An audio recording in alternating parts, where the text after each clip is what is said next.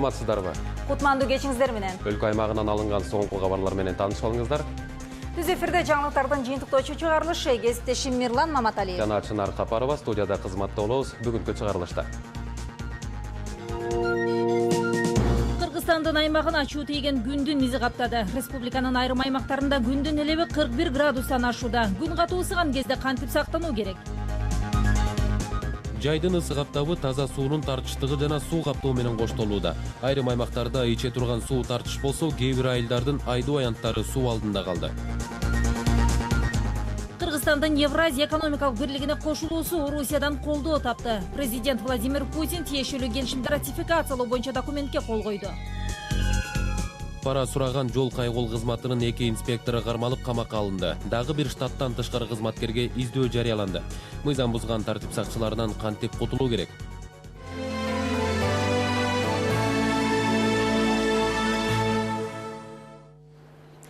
Кыргызстанда аба ырайы кескин жогорулады. Республиканын айрым аймактарында күн элеби 41 градуска чейин жетип, сыртта жүрүүгө оңой эмес абал жаралды. Адистер буга чейин 12 июльдан 16 июлга чейин абанын температурасы ченемден тышкары көтөрүлөт деп эскерткен. Күн катуу ысыган кезде кантип сактаныш керек? Кабарчыбыз Уланбек Дыйканбаев билип көргөн. Айрым дыйкандар ачуу тийген күнгө кайыл болуп, чарбасын кароо менен алек. Дыйкан эккен түшүмүн маалы менен сугарып, карап турбаса, анда эмгеги талаага кетет. Абдыхалил ысык күндө үй бүлөсү менен таң аткандан кеч киргенге чейин иштеп атат. Күн аябай катуу ысып атат азыр. Ысыкка карабай иштеп атабыз. Эми элек иштеп өтөк. Барачак багышыбыз керек. Эми ушу муну помидорду карап турабыз да, эмне кылабыз эми? Пысса сатабыз деп. Мындан башка эле жок. Синоптиктердин айтымында мындай ысык аба ырайы бир нече жылдан бери каттала элек болчу. Азыр Бишкекте чак түш болду. Абанын температурасы 40 градустан өйдө карай жогорулады. Врачтар жарандарга эгер зарылуу иши болбосо эшикке чыкпоону, эгер чыкса дагы көлөкө жерде жүрүүнү сунуш кылат. Ошондой эле дарыгерлер ачуу тамак менен туздуу суусундукту ичпеш керектигин айтат. Ар бир адам күндүн ачуу тийишинен денесин күйгүзүп алуудан жана ысык өткөрүп алуудан сактануу керектигин эскертет. Өзгөчө жаш балдарга көңүл буруу абзел. Мындай ысыкта оорулар козголушу мүмкүн. Эгер киши өзүн начар сезсе, колдон келишинче тезирээк дарыгерге кайрылуусу зарыл. Негизи адамдын температурасы көтөрүлөт. Адышка болушуп калышы мүмкүн, баш оорусу башталат, ич өткөгү башталышы мүмкүн, балдарда эле эмес, чоң кишилерде эле болуп калышы мүмкүн. Ошондо адам ошондой үй бүлөсүндө ошондой болуп калса, эң эле биринчиден ошо көлөккө жака алып барып, жаткырып, анан тез жардамды чакырыш керек. Кыргызстанда мындай ысык акыркы жолу 1983 жылы болуп, аба ырайы 43 градуска чейин барган. Аба ырайын маалымдоочу кызматкерлер ачуу күндүн мизи апта аягында кайтат деп билдирет. 17 июлдан баштап биз абанын температурасын төмөндөшүн күтүп жатабыз. 17 июлда абанын температурасы орындойду 38 градуска чейин болуш күтүлөт. Анан 18-ында, 19-дагы төмөндөп 32, 37, 31, 36 градуска чейин төмөндөйт. Аба ырайы катуу ысыган кезде мөңгүлөр эрип, дарыялардын нугу көтөрүлүшү күтүлөт. Өтө ысыктан чөп куурап, өрт чыгуу коркунучу дагы бар. Ысыкта ар бир киши сак болбосо болбойт. Уланбек Дыйканбаев, Тимур Сыздыгалиев, Коомдук биринчи канал. Аялдарды жана балдарды өзгөчө кырдаалдар учурунда кантип коргоо керек? Бул суроонун үстүндө бүгүн мамлекеттик органдардын өкүлдөрү жана мамлекеттик эмес уюмдар талкуу жүргүздү. Өзгөчө кырдаалдар министрлиги, жергиликтүү өзүн өзү башкаруу органы жана Бириккен Улуттар уюмунун өкүлдөрү бул теманы Бишкекте талкуулады. Адистердин айтымында өзгөчө кырдаал учурунда калктын аярлоо катмарына аялдар менен балдар кирет. Мындан улам аларга көбүрөөк көңүл буруу кажет. Эксперттер калктын бул катмарын коргоого байланышкан актыны кайра карап чыгууну сунуштоодо. Өзгөчө кырдаалдарда ушу биздин аялдардын жана кыздардын өзгөчө муктаждыктары бар да. Алар мисалы кош бойлуу болушу мүмкүн. Ошо кош бойлуу аялдарга убагында медициналык тейлөө көрөк. Алардын коопсуздугун камсыз кылыш керек. Президент бүгін мамлекеттик шекара кызматынын төрагасы Райымберди Дүйшөнбиевди кабыл алды. Жолугушунун жүрүшүндө мамлекет башчысына өлкөнүн чегарасындагы жагдай, чегараны коргоо жана кайтаруу боюнча көрүлүп жаткан чаралар туурасында маалымат берилди. Райымберди Дүйшөнбиев ошондой эле коңшу мамлекеттердин чегара мекемелери менен кызматташууну чыңдоо боюнча иштери тууралуу айтып берди. Тактап айтканда, Кыргыз-Тажик мамлекеттик чегарасын бойлото жайгаштырылган Кыргызстан менен Тажикстандын чегара заставаларынын башчылары үчүн биргелешкен окуулар өткөрүлүп жаткандыгы тууралуу маалымат берди. Орусиянын президенти Владимир Путин Кыргызстандын Евразия экономикалык бирлигине кирүүсү тууралуу келишимди ратификациялоо боюнча документке кол койду. Бул тууралуу Россиянын президентинин сайты жазып чыкты. Буга чейин Евразия экономикалык бирлигине мүчө өлкөлөрдүн парламенти Кыргызстандын бирликке кирүүсү тууралуу келишимди жактырган болчу.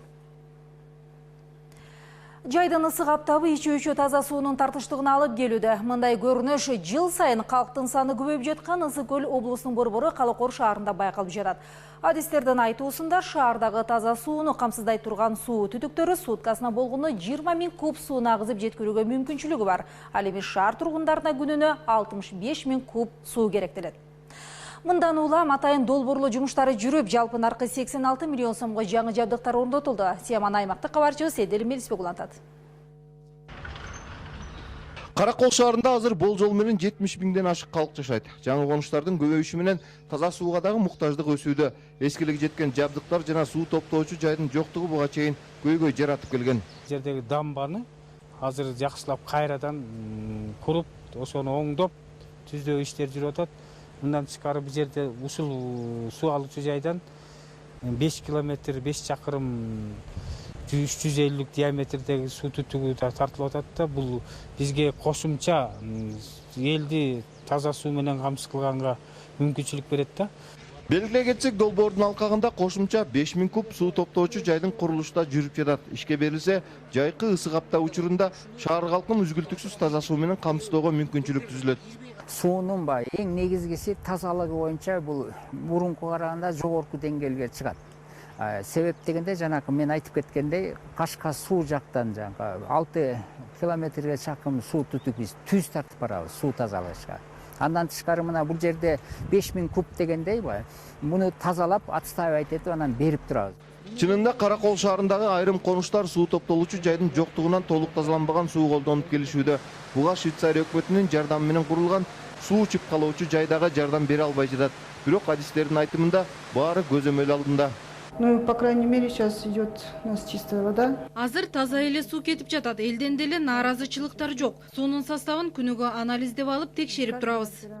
Азыркы учурда Каракол шаарын толук таза суу менен камсыз кылуу үчүн 2 жаңы конушта суу түтүктөрүн орнотуу иштери жүрүүдө. Бул үчүн 2 миллион сом каражат бөлүнгөн. Эдил Мелисбек, Саламат Медербеков, Коомдук биринчи канал, Ысык көл облусу. Орус айт майрамына байланыштуу 17 июлда Кыргызстанда эс алуу күнү деп жарыяланды. Мындай маалыматты биздин каналга Эмгек, Миграция жана Жаштар министрлигинен билдиришти. Тиешелүү токтомго өкмөт башы кол койду. Жай Саратандын аптаптуу ысыгынан улам Сок дарыясынын нугу көтөрүлүп, айдоо аянттарына зыян келтирди. Биринчи вице-премьер Тайырбек Сарпашев Баткен жана Ош облустарында болуп биометрикалык каттоонун мааниси тууралуу айтып берди. Бул маалыматтар менен кененирээк Ош студиясындагы кесиптешим тааныштырат. Саламатсыз Бактылек, сөз сизде. Саламатсыздарбы, эфирде Ош студиясы. Бул жумадагы Жай Саратандын аптаптуу ысыгынан улам Сок дарыясынын нугу демейдегиден 2 эсеге көтөрүлдү. Натыйжада дарыя жээгинде жайгашкан Баткен районуна караштуу Зарташ айылдарынын тургундарына олуттуу зыян келтирип, 100 гектарга жакын күрүч аянттарын суу алып кетти. Ош Баткен Исфана жолунун 200 чакырымындагы чоң көпүрөгө жана айыл чарбасына чоң коркунуч жараткан шоктонгон Сок дарыясы жөнүндө аймактык кабарчыбыз Садылбек Акматов айтып берет.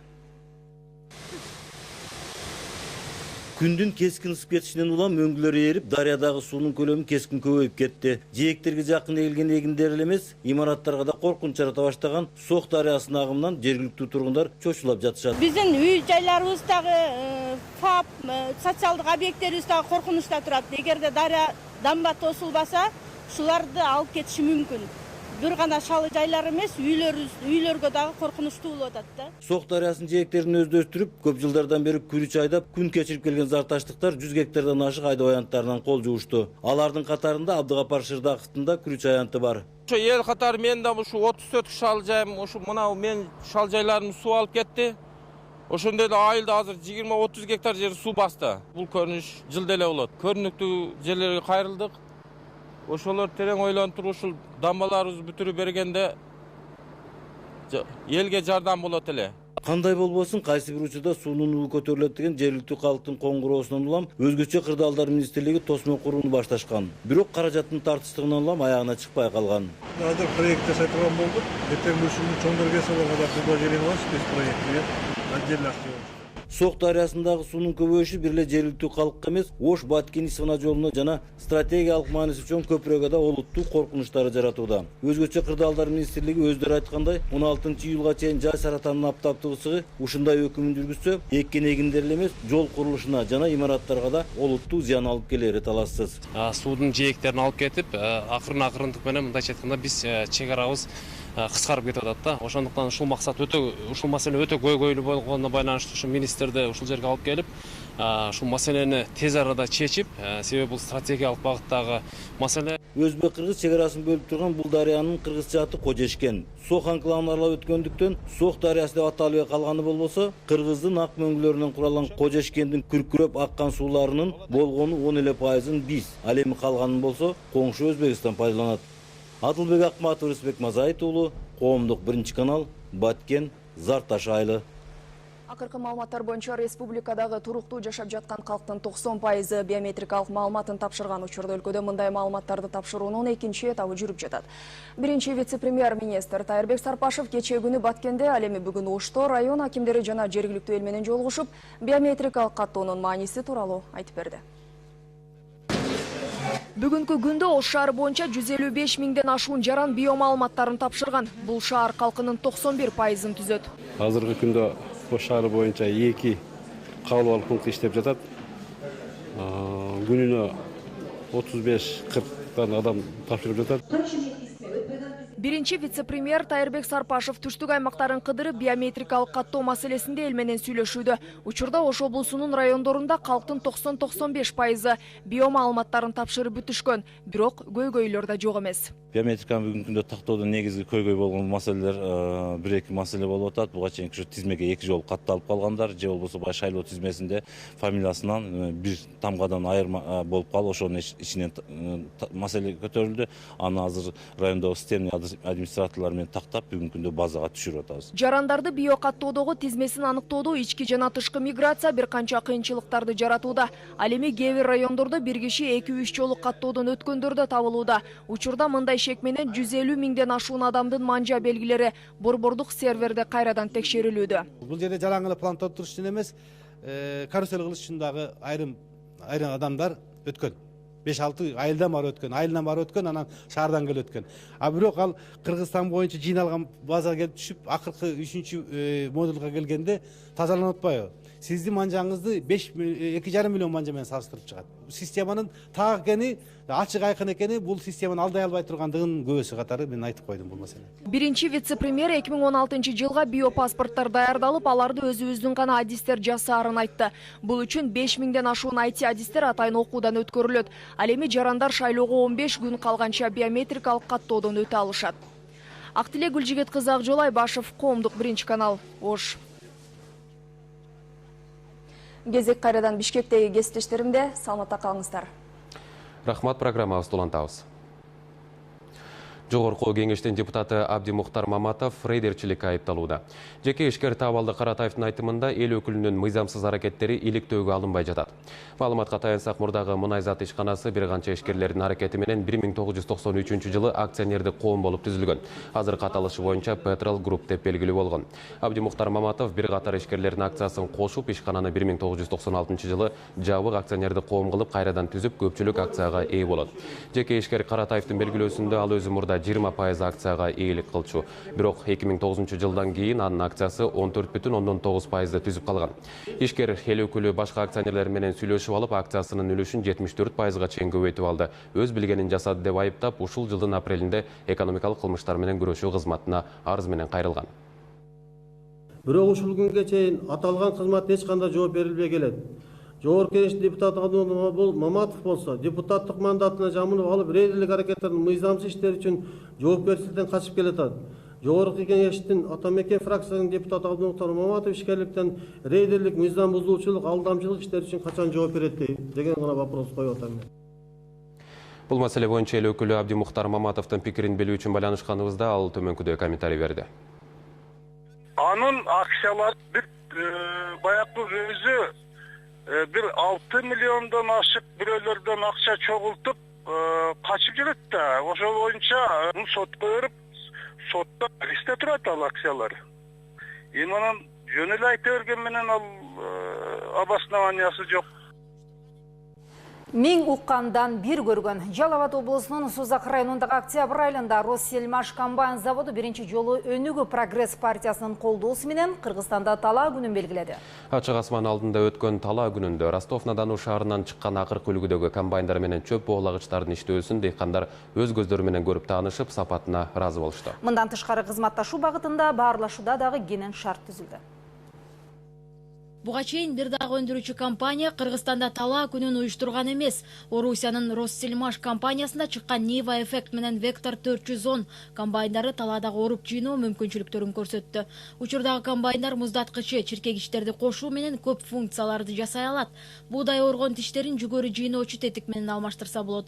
Эң негизгиси түшүм жыйноодо эгин талаага чачылып калбай чыгашасы аз. Өткөндө ошо уктум Россиядан жана Россельмаш менен макулдашып 5 техника, ошондо биз сүйүндүк. Ошондо Кыргызстанда 470 айыл өкмөт болсо ар бирибизге бирден тийип калса чоң иш болот эле да бул. Сузак районунун Октябрь айылындагы талаага бүт Кыргызстан аймагынан дыйкандар топтолду. Алар катарга тизилген трактор, комбайн, топонду таңактоочу техникаларды көрүп, айыл чарбасындагы жаңылыктардан кабардар болсо, орусиялык өндүрүүчүлөр техника менен тааныштырууга жагымдуу жагдай түзүлгөнүнө ыраазы болушту.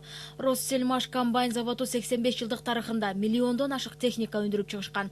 Учурда ар бир техникасын жакшыртып, замандын талабына ылайыкташтырууда. Мы проводим День поля в Кыргызстане, потому что мы в этой республике. Талаа күнү жогорку деңгээлде өтүп жатат. Кыргызстандын агрардык өлкө болгондуктан потенциалы чоң. Эл да жерге жакын. Жер иштетип ийгиликке жетүүнү кыргыз дыйкандары каалашат. Бирок эскиликке жеткен техника, эскирген технология бүгүнкү күндө ири киреше түшүм бербей калды. Башкача айтканда дыйкан фермердин каалоосу үмүтү аткарылбай жатат десек болот. Эгерде заманбап технологиялар колдонулса, Кыргызстандагы агробизнес өркүндөйт. Кыргызстандагы МТСтердин жанданып жатканы Орусия тараптын да назарын бурууда. Анткени өнүгүү техникалык сервиси ар бир аймактын шартына жараша жана техникаларды сатып алып дыйкандардын капчыгына пайда келтирип, үнөмдүү кызмат көрсөтүп келет. Из России ты понимаешь, что этот процесс идет в Кыргызстане. Кыргызстандагы МТС долбоору абдан масштабтуу деп айткым келет. Бул Орусиянын да көңүлүн бурууда. Мындайча айтканда Орусияда көрүнүп жатат. Долбоор келечекте айыл чарбасын көтөрүүчү программа. Анткени МТСтер кыска убакыттын ичинде 1 айылды аймакты тейлеп, калка кызмат көрсөтүүгө күчү жетет. Дыйкандар алыстан комбайн, трактор издеп убара тартпайт. Андыктан биз МТСтер менен иш алып барууну туура көрөбүз. Кыргызстанда агрардык революция жасоону максат кылган өнүгүү Прогресс партиясы МТСтерди ачуу менен эскилиги жеткен техникаларды жаңыга алмаштырууну ишке ашырып баштады. Эми Бакыт Төрөбаевдин аракети менен өлкөгө 500 даана техника алынып келинет. Анын алгачкылары Кыргыз талааларында элдин кызматында. Бүгүнкү күндө Россельмаш өзүнүн комбайн пресс-подборщигин чөп оруч ошого окшогон техникаларын көрсөтүп берди. Кудай бурса, келечекте мына өздөрү да айтып кетишти. Ушу түштүк жергесине Ош шаарына база бар. Ушу базага алып келгенге Россиядан түз байланыш бар экен деп алар ынанып атышат. Талаа күнүнө жалпысынан 600гө чукул дыйкан катышты. Маалым болгондо эми талапка ылайык техникалар көздөгөн жерге Орусиядан түз жеткирилет. Жарандык активисттен пара сураган жол кайгыл кызматынын 2 инспектору кармалып камакка алынды. Улуттук коопсуздук боюнча мамлекеттик комитеттин маалымат кызматы билдиргенде, инспекторлорго кошулуп, жарандык активисттер менен чатакты тутанткандардын дагы бири кармалып камакка алынды. Андан тышкары дагы бир штаттан тышкары кызматкерге издөө жарыяланды. Кененирээк кийинки материалда. Бишкектин көчөлөрүнүн биринде унааны токтотуп, жол кайгыл кызматкери айдоочудан 5000 сом талап кылгандыгы тууралуу өткөн жумаларда интернетте пайда болгон. Бул тасма боюнча коомчулуктун пикири бир кылка эмес. Бирөө жол коопсуздук кызматкерлеринин акча талап кылганын уятсыздык катары сыпаттаса, дагы башкалары окуяны өздөрү өөрчүттү деп айдоочуну айыпташкан. Бирок күнөөлүүлөрдү жазага тартуу чакырыгын талкууга катышкандардын баары айтып келүүдө.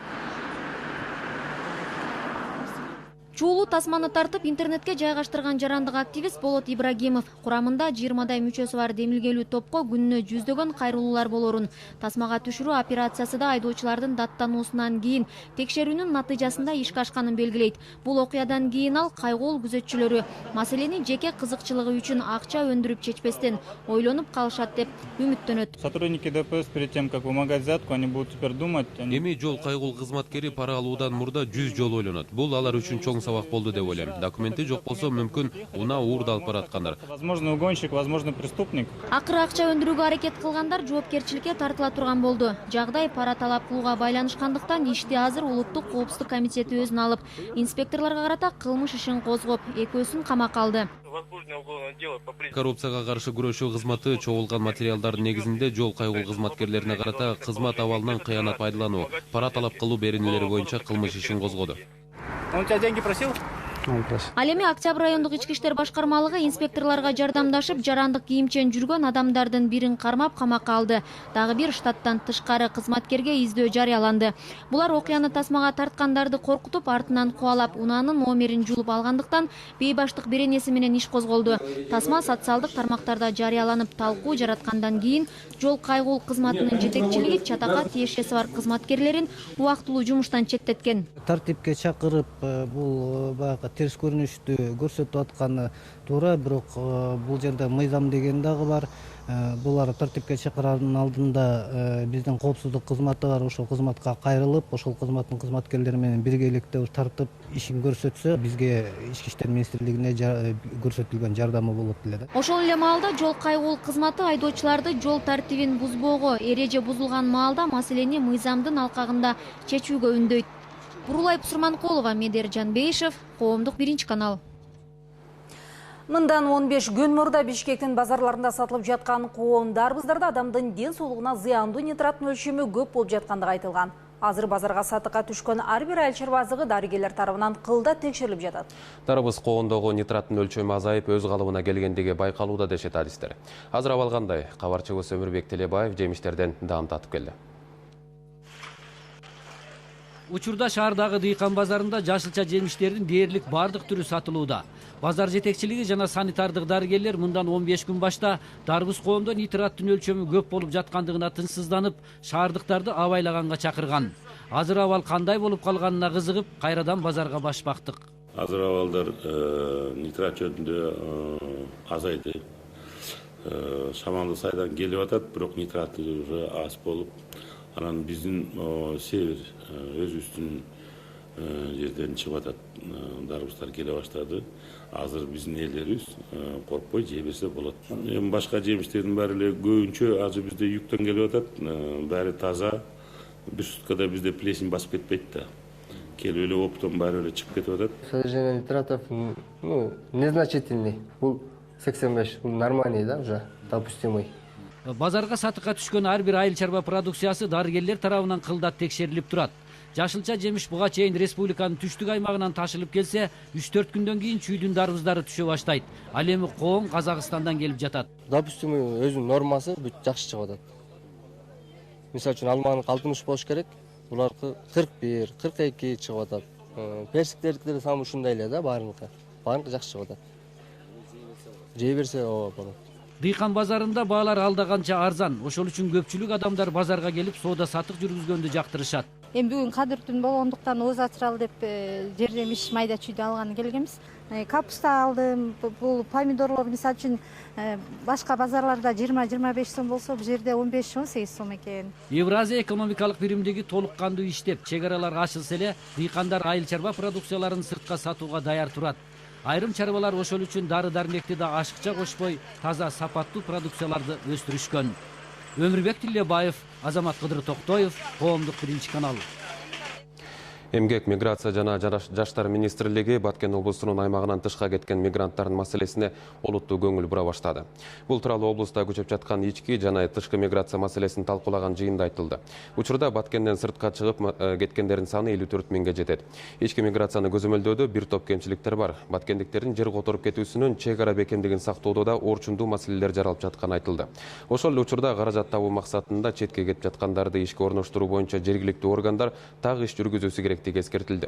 Жарандар кулчулукка түшүп калбашы үчүн сыртка мыйзамдуу гана кетүүсү керектигин үйрөтүү боюнча да сөз болду. Өз кезегинде Эмгек, миграция жана жаштар министринин орун басары Алмазбек Асанбаев Баткен облусунун аймагындагы бул көйгөйлөрдү чечүү үчүн атайын программа кабыл алынгандыгын айтты.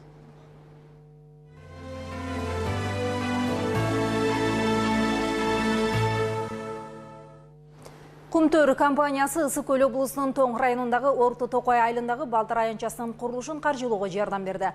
Анын ачылыш салтанатында компаниянын кызматкерлери ишембилик өткөрүп, айылдын кичинекей тургундарына оюн-зоок, би мастер-класстарын уюштурду. Ошондой эле түрдүү белектер менен коштолгон атайын программа аземдин көркүн ачты. Кененирээк кийинки материалда. Кичинекей Орто Токой айылында 65 түтүн жашайт. Бул чакан кышта Ысык-Көл тоо этегинде, жолдон алыс жайгашкан. Кышында күндүн нуру болгону 3 саат гана көрүнөт. Айылда мектеп, бала бакча, спорт аянчалары дагы жок. Кумтөр компаниясы аталган айылдын көйгөйүн тез арада чечип, балдардын аянчасын курууга 350 000 сом каражат бөлүп берди. Каражатыбыз жетпей жаткан. Ошондуктан Кумтөр компаниясына кайрылдык. Бизге компаниянын орун басары Родни Ступарек өзү келди. Бардыгын көрүп, кыялыбызды ишке ашырды. 20га жакын аялдар чыгышып, айылда 70ке жакын түтүн жашарын жана кичинекей балдар көп экендигин айтышты. Айрыкча балдардын ойноп, эс ала турган жерлери жок. Аларга көңүл бурулбагандыгын билдиришти. Ал эми биздин демөөрчүлүк комитетибиз бул долбоорду колдоп, Орто Токой айылына балдар аянтчасынын курулушуна акча бөлүп берди. Курулуш иштерине жарым жылдан ашык убакыт кетти. Эми айылдын тургундары үчүн көптөн күткөн балдар аянчасы курулуп бүтүп, элет балдары жаркыраган жаңы Кооз балдар аянчасында убактыларын ойдугудай өткөргөнгө шарт түзүлдү. Айылда мектеп жана бала бакча курагындагы жалпы 100дөн ашык бала бар. Мы прям родители, бабушки, дедушки. Чындыгында бул ишке кубанып жатабыз. Эң жакшы болду. Кумтөр компаниясына терең ыраазычылык билдиребиз. Биздин балдарыбызга кам көрүп жатканына. Бул чыныгы балдар майрамы болду. Өспүрүмдөрдүн жүздөрүнө аквагрим жасалып, кичине кыздар жасалгаларды тагынышты. Бары сүрөт тартышып, улуу кичүү чогуу ырдап бийлеп, жапон барабандары салтанатка шаң кошту. Балдар аянчасында наристелер көңүл ачып жатканда, акыркы даярдыктар бүткөрүлүп жаткан. Бир канча ондогон Кумтөр компаниясынын кызматкерлери дем алыш күндөрүн балдарга арнап, алыскы айылдын балдар аянчасынын буё иштерине көмөк көрсөтүштү. Мындай демилгеге ыраазы болгон айыл тургундары жана иш-чаранын коноктору дагы көмөк көрсөтүштү. До нашего выступления люди начали что-то делать. Биз концертибизди баштаардан мурун бардыгы бир нерселерди жасап жатышыптыр. Биз дагы сыртынан карап тура албадык. Барабаныбызды таштап кубануу менен көмөктөштүк. Оюн дөбөчүлөрү, силкинчиктер жана спорт шаймандары. Кумтөр компаниясынын жардамы менен кичинекей Орто Токойчулар эми бош убактыларын шайыр-шатман өткөрүүгө жай табылды. Кумтөр компаниясы мындан башка Ысык-Көл облусундагы айылдарына да керектүү объектилерди куруп берүүдө. Программабызды ушуну менен жыйынтыктайбыз. Ушул жана башка кабарлар биздин сайтта. КТРК Чекит KG сайт аркылуу биздин программаларды онлайн түрүндө дагы көрө аласыздар. Акыркы кабарлар, урунтуу жана кызыктуу окуялар КТРК Чекит KG сайтында.